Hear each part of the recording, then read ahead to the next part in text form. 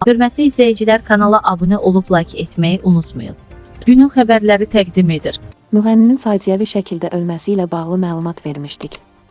Milli Yaz xəbər verir ki, Güllü adı ilə tanınan Gültut qızı və qızının rəfiqəsi ilə birlikdə evinin terrasındaykən yıxılaraq dünyasını dəyişib. Hadisədən dərhal sonra yaxınlarının təşviş içində yaşadığı panik anları binanın təhlükəsizlik kamerasına əks olunub.